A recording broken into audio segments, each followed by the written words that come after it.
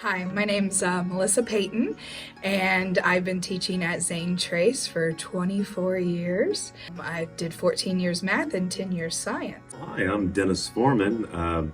We actually got hired at the same board meeting. We did. So I've been the same amount of years as Melissa at the school, but I've also taught in California and other schools in Ohio, from preschool to high school, and then I found my home at Zane Trace.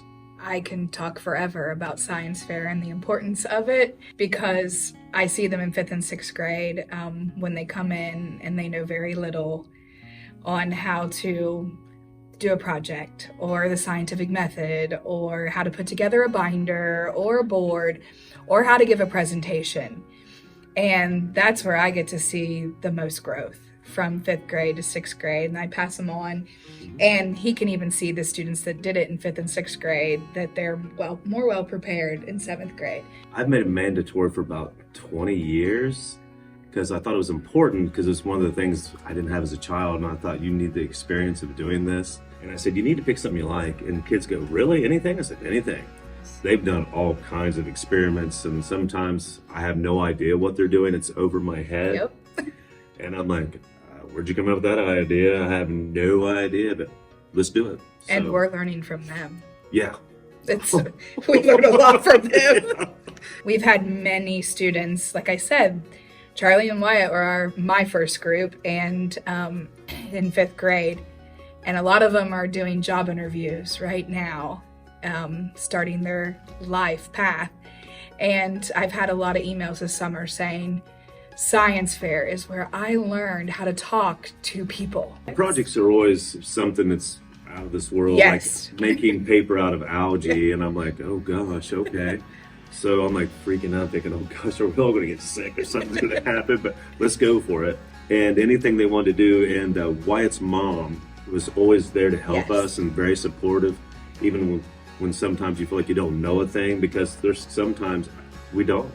Yeah. And we have to find people to answer those questions. Those boys really challenged us.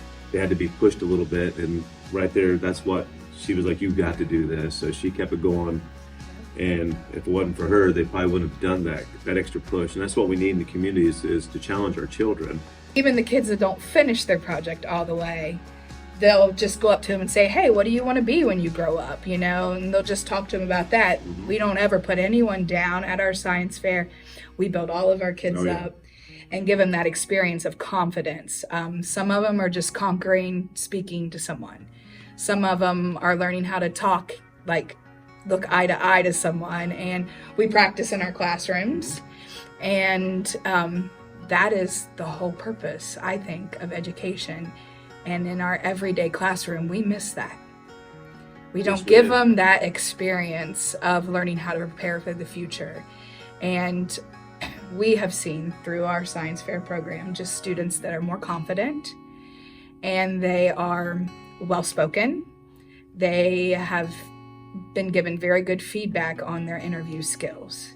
We've seen them accomplish so many things, and a lot of kids come back and say, it starts with the science fair, because that's something that we just don't get in any other class.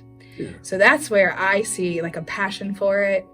And it can be hard sometimes and overwhelming with so many students, but it's something that I won't ever stop doing, because I just see the impact with my own children, Charlie and Wyatt, and just many others. They may not love science fair like we do, and but they definitely see some impact from it.